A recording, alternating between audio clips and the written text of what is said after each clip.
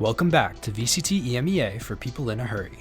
This week we have a lot of elimination matches, so stay tuned to see who got kicked from Kickoff. The first match of the week was also the first elimination game of EMEA between Karmine Corps and Foot Esports. On Haven, two close halves brought us to overtime and a 14-12 victory for KC's Yoru Phoenix comp. On Split, Foot bounced back with a 13-8 victory, despite Levin being the top fragger overall. Then we moved to Pearl, where Levin was again the highest fragger, but this time it paid off, taking the map 13-7 for KC, and the series overall 2-1. Sorry Foot, but you've kicked the bucket with a winless opening tournament. Next up, we've got Pacific vs Ulf in an Ascension showdown. This was also an elimination game for the two up-and-coming teams. Ulf took Split with ease, going 9-3 at the half and winning the map 13-5. On Abyss, we got another 9-3 for Ulf, but Pacific fought back in the second half, winning 5 in a row, including a 1v4 clutch from 7. Too many to handle, and this is how it goes wrong, and 7 can step up to the plate. Stunning, brilliant work from 7. There he is! One kill at a time, works out well this time for a Red Bull clutch and hope for Pacific.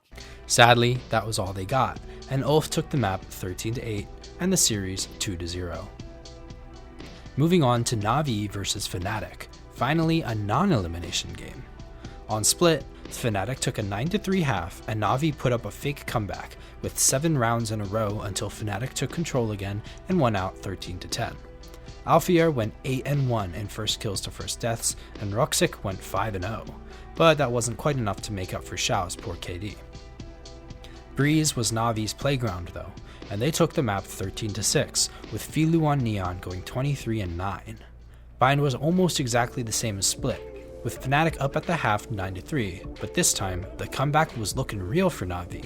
They brought the score all the way to 12-10 in their favor, but Fnatic brought it to overtime and closed out a nearly disastrous map 17-15, and the series overall 2-1. Despite the loss, Hero went plus 31 across the series, which is higher than Boaster and Xiao's total kills across the whole series. Similarly, Alfier went plus 13 in first kills to first deaths, which was more than the highest FK stat on Na'Vi. A really great series, worth a watch. This next series is also worth a watch, but for a totally different reason. We got Vitality versus Giant X, and Abyss was our first map. So it's looking like this is a very real possibility now. GX wanting to fight fire with fire, but they might just be consumed by the flames which kill them. Well, no, looking to try and fight forward with support, but Vitality looking to brawl with them. They're ready. It's happening. They've taken off the gloves, and it's all up to Flickless to deny a 13-0 here. As he hides, cowls away from the bodies that are sent his way. Vitality will have the first 13-0 of 2026.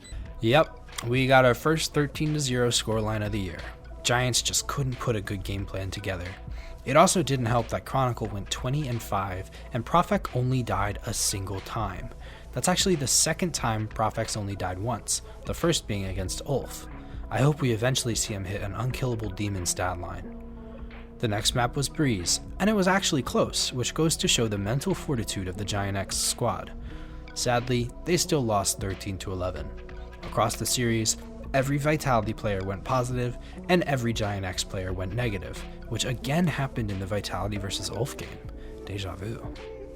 Next up, we've got Heretics vs Karmine Corps in our next round of elimination games. Abyss was a stomp, KC winning 13-2, with Levin going plus 15 in KD. Heretics bounced back on Haven though for a 13-8 map win, and then KC fumbled the bag on Corrode to let Heretics win 13-11. And take the series overall 2-1. KC definitely could have won this game, but alas, their run ends here. Moving on to Team Liquid vs Ulf in our next elimination matchup. Split went the way of Ulf, 13-8, with a strong showing from Neki, who won the first 2 rounds in 1v1s against Nats.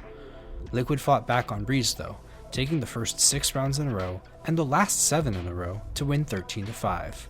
Pearl was a decider, and it was a scrappy back and forth that took us to overtime, but TL won it out 14-12 with their Brimstone solo smokes comp, and took the series 2-1. We've seen a good bit of Brimstone recently, more than just on Bind. I'm glad to see him getting picked more often. Too bad we won't be seeing any more Wolf until after Masters Santiago. Now for Na'Vi vs Heretics, another elimination matchup.